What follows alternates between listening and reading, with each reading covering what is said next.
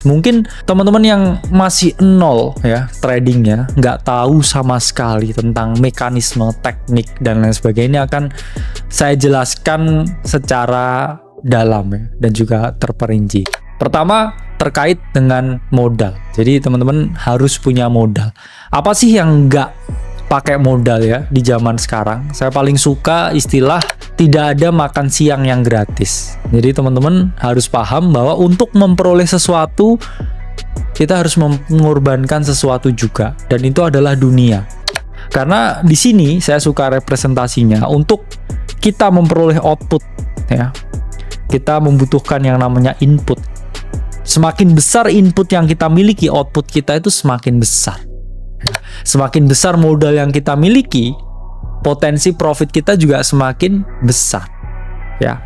Karena input ini sendiri ya, memang benar ada tadi yang bilang oke, kalau nggak ada modal gimana ya, mungkin kamu harus mengorbankan time dan juga energi, waktu kalian, energi kalian. Bahkan yang dapat airdrop ya dari main tertentu ya, harus tap-tap dan lain sebagainya, itu kan kalian juga mengorbankan yang namanya time dan juga energinya. Capitalnya juga ya, kan kalian juga butuh handphone juga butuh di charge ya, dan lain sebagainya. Jadi nggak ada yang namanya nggak ada modal, selalu harus ada yang namanya modal. Nah, input ini saya bagi ke dalam waktu ya. Ketika kita trading, kita pun juga bisa melihat yang namanya opportunity cost ya. Daripada waktunya saya buat trading, ya mending saya juga bisa kerja, dapat pekerjaan. Tapi bisa juga kita kerja sambil trading juga. Itu juga skenario masuk akal. Dua, energi.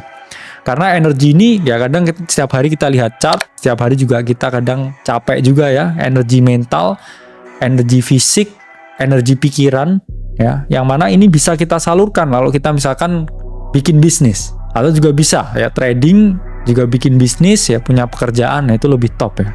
Dan terakhir capital ya, modal berapapun itu sangat necessary untuk teman-teman bisa memperoleh namanya 10 juta konsisten setiap bulan.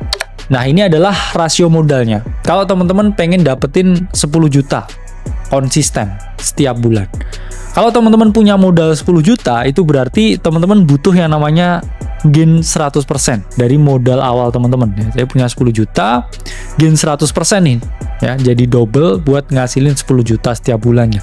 Tapi kalau teman-teman di sini modalnya ini semakin besar, semakin tinggi, let's say 20 juta, untuk memperoleh 10 juta, ya teman-teman berarti hanya perlu gain setengah dari modal yang teman-teman miliki ya, atau 50%.